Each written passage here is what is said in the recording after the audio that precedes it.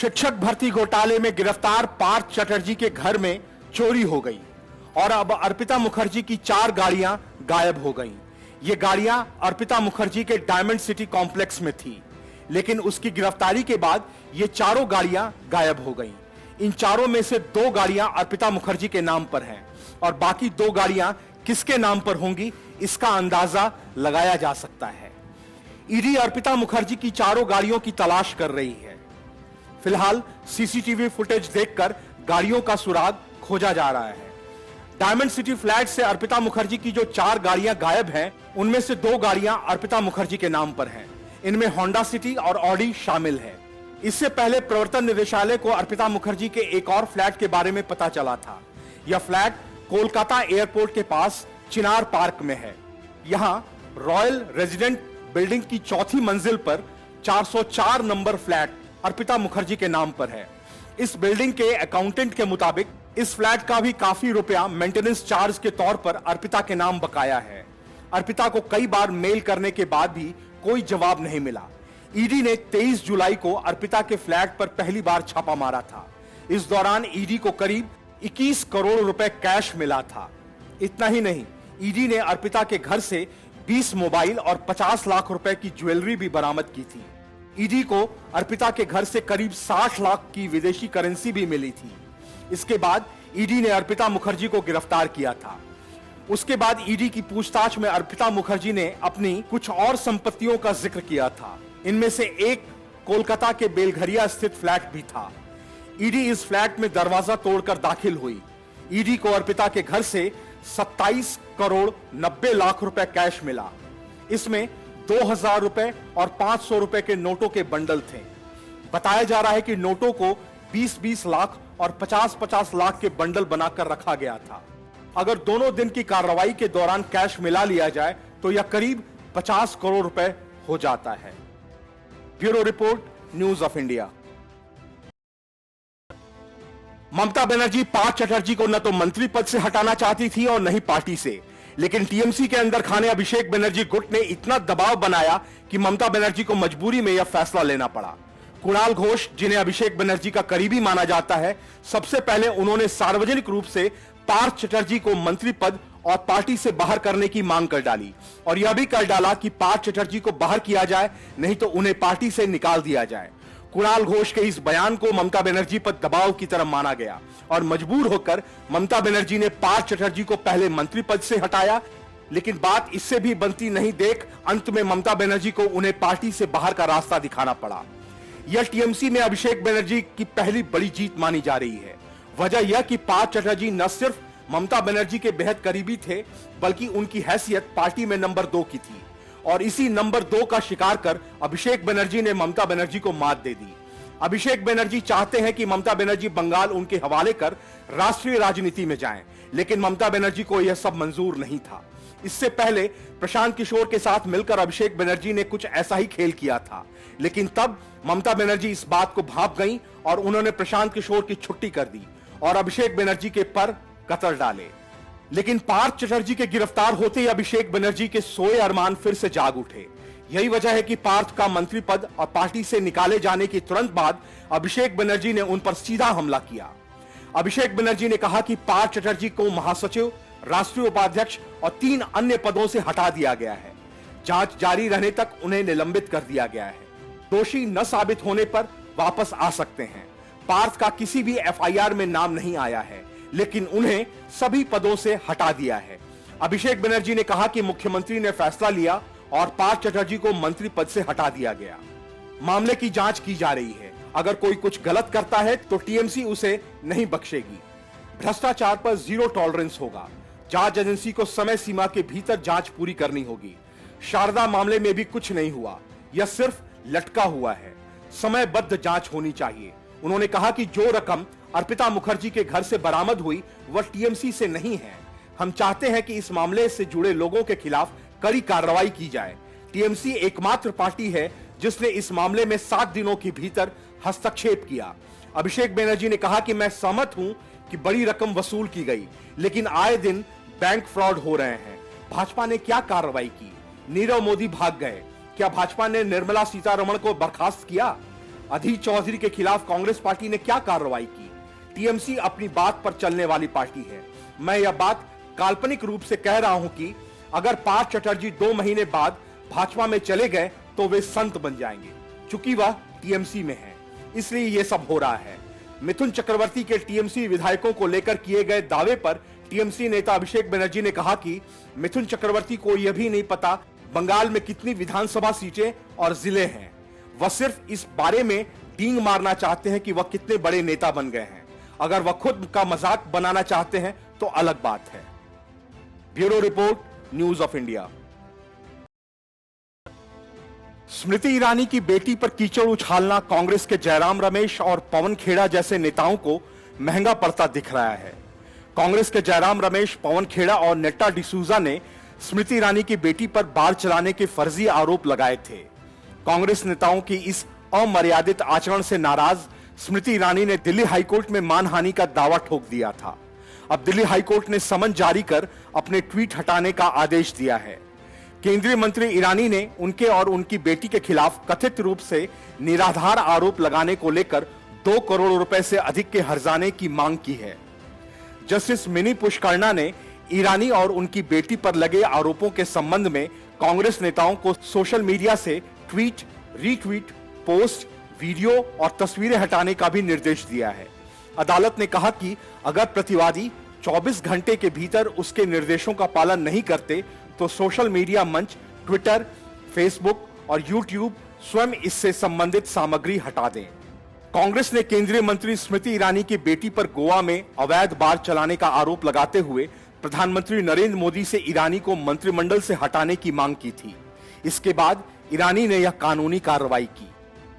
Bureau report, news of India.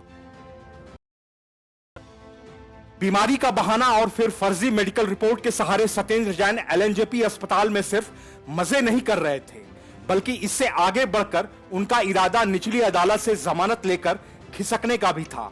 लेकिन समय रहते ईडी सतर्क हो गई और दिल्ली हाईकोर्ट जा पहुंची। बाकी का काम दिल्ली हाईकोर्ट ने कर दिया।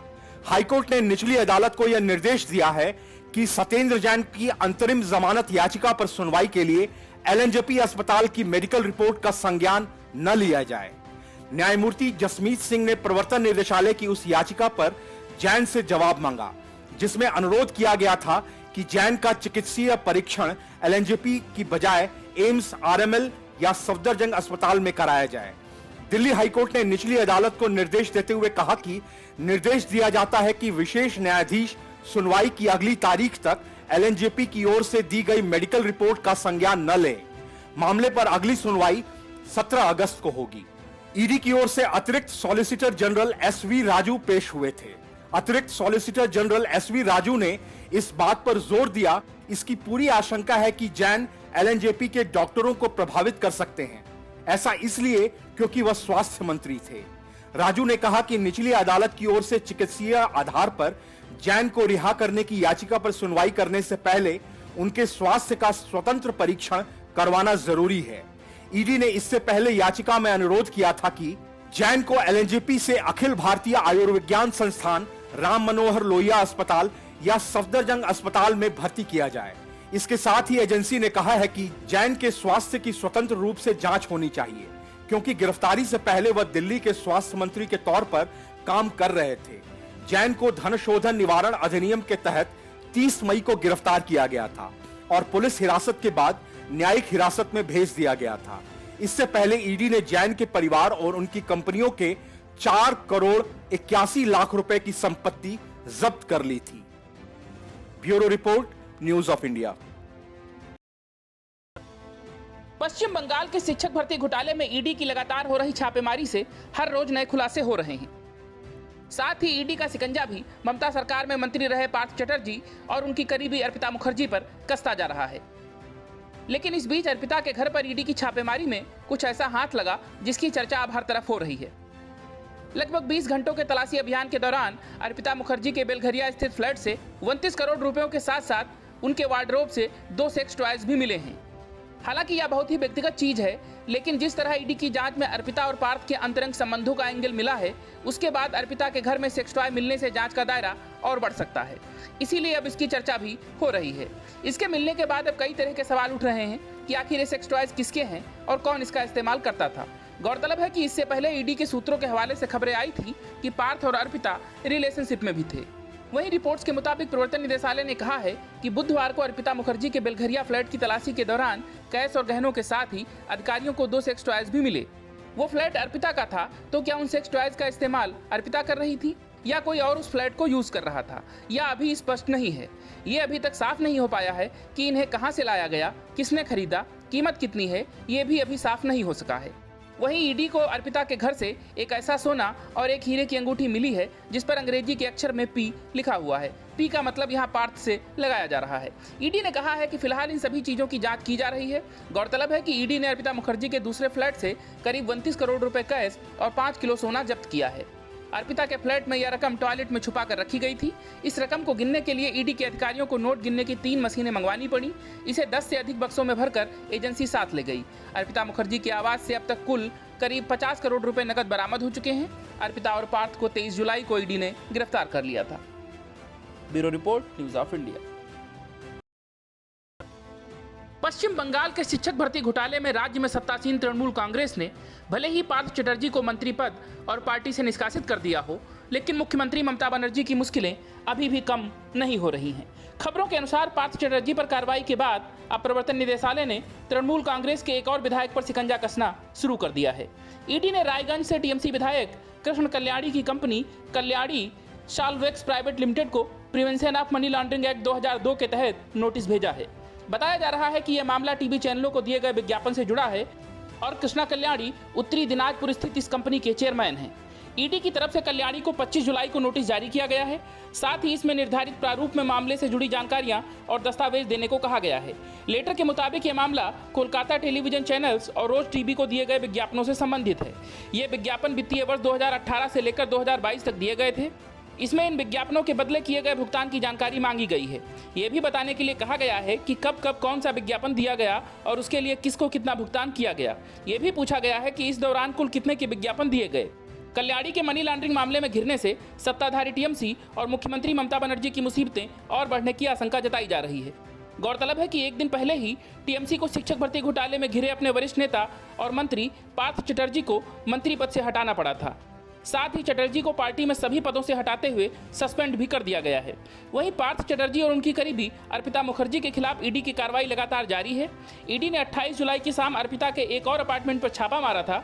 इससे पहले अर्पिता के 2 फ्लैटों से ईडी लगभग 53 करोड़ रुपए की नकदी, 3 करोड़ से ज्यादा का सोना, 50 लाख रुपए मूल्य के डॉलर और 20 फोन बरामद कर चुकी है। बता दें कि कृष्णा कल्याणी ने 2021 के बंगाल विधानसभा चुनाव से पहले टीएमसी छोड़कर बीजेपी ज्वाइन कर ली थी। उन्होंने बीजेपी के ही टिकट पर चुनाव लड़ा और उत्तरी दिनाजपुर की रायगंज विधानसभा सीट से जीत दर्ज की। इसके बाद कल्याणी ने बीजेपी छोड़कर फिर से टीएमसी का दामन थाम लिया था। Bureau report, news of India. Paschim Bengal के शिक्षक भर्ती घोटाले में ममता बनर्जी सरकार बुरी तरह फंस चुकी है। ईडी के लगातार छापों में मंत्री रहे पार्थ चटर्जी के करीबियों के पास मिली बेशुमार दौलत के बाद मुख्यमंत्री ममता बनर्जी को पार्थ चटर्जी पर सख्त एक्शन लेने के लिए मजबूर होना पड़ा। उन्होंने पार्थ को मंत्री पद से तो हटाया ही, साथ ही पार्टी से भी निष्कासित कर दिया। लेकिन ममता के लिए मुश्किलें यही नहीं खत्म होने वाली। खबरों के अनुसार ईडी के रडार पर टीएमसी के अभी बहुत से नेता और मंत्री हैं। कहा जा रहा है कि बंगाल की राजनीति और अफसरशाही में अभी कई ऐसी बड़ी मछलियां हैं जो भ्रष्टाचार के जाल में फंस सकती हैं।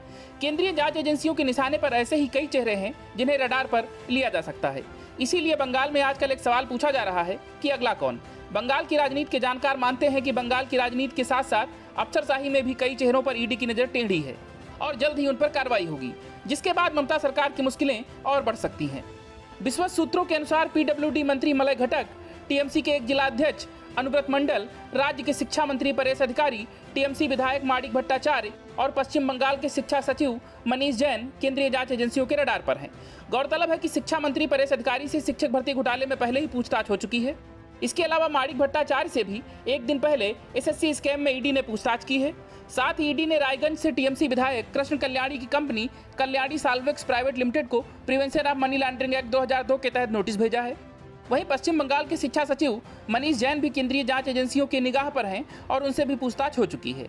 इसीलिए राजनीतिक जानकार मानते हैं कि आने वाला वक्त बंगाल की राजनीति के लिए बेहद अहम है और ममता बनर्जी के लिए अब आगे का रास्ता कांटों की सेक साबित हो सकता है।